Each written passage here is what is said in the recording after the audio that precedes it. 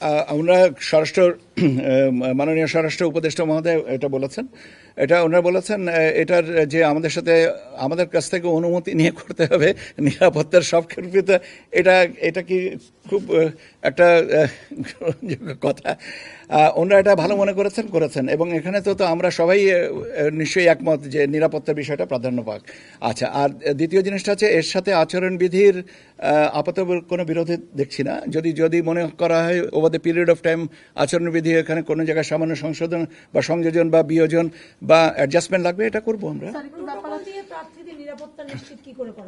এটা আপনি মাননীয় স্বরাষ্ট্র উপদেষ্টাকে প্রশ্নটা করলে বোধহয় আমার জন্য ভালো হয়, কারণ এটা না সবকিছুর এখতিয়ার হলেও উনি নিশ্চয়ই কোনো একটা প্রেক্ষাপটে আমার সাথে যেহেতু ওনার এই ব্যাপারে কোনো কথা হয়নি বা ওনাদের থেকেও কাজে আমি এর ব্যাখ্যাটা দিতে গেলে অপব্যাখ্যা হওয়ার সম্ভাবনা আছে, যেটা আমি করতে চাই না। এটা ব্যাপারেও আমি কোনো মন্তব্য করবো না। কেন ভীতির নিরাপত্তার বিষয়টা কখনো ভীতি হয়? আমি আপনাকে পাল্টা প্রশ্ন করি, নিরাপত্তার বিষয়টা নিশ্চিত করলে যদি ভীতি সঞ্চার করে এটা কি কখনো কথা হতে পারে? নিরাপত্তা এটা তো আমাদের সবারই চেষ্টা করা উচিত। ভাই এটা তো সময়ের ব্যাপার, এটা কবে নাগাদ কি করা হবে না হবে এগুলো সময়ের সাথে সাথে আসবে। বৈধ অস্ত্র জমা নেওয়ার বিষয়টা যখন প্রাসঙ্গিক হবে তখন যদি মনে করা হয় যে এই জাতীয় নিরাপত্তার বিষয়টা বিবেচনা নেবেন, সে অনুযায়ী এটা ব্যবস্থা নেওয়া হবে। শোনেন, একটা জিনিস কি, অনেকগুলো জিনিস আছে যেগুলো একটার পরে একটা ধারাবাহিকভাবে প্রয়োজন হয় এবং হয়।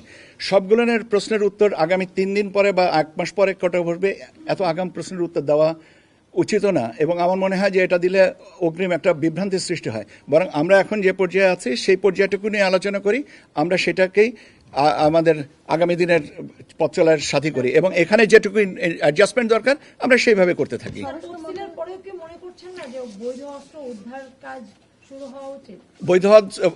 বৈধ অস্ত্র উদ্ধার কাজ, আচ্ছা, আপনার জমা নেওয়া আর উদ্ধারের ভিতরে পার্থক্য আছে। এটা যদি ভালো কথা, এটা যদি আমি নির্বাচন কমিশনে বলবো যে আপনারা অনেকেই মনে করেন যে এটা আমি বলবো এবং ইউজুয়ালি এটা তো নেওয়া হয় না, খুব মানে নির্বাচনের একটা নির্দিষ্ট সময়ের আগেই এটা নেওয়া হয় ভোট গ্রহণের। সেটা পাশাপাশি যদি এটা আপনাদের point I will share it with the commission. আমি তো বললাম যে স্বরাষ্ট্র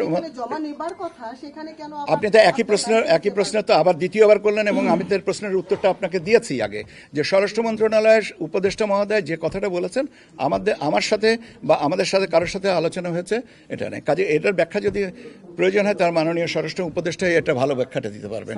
অনেক ধন্যবাদ।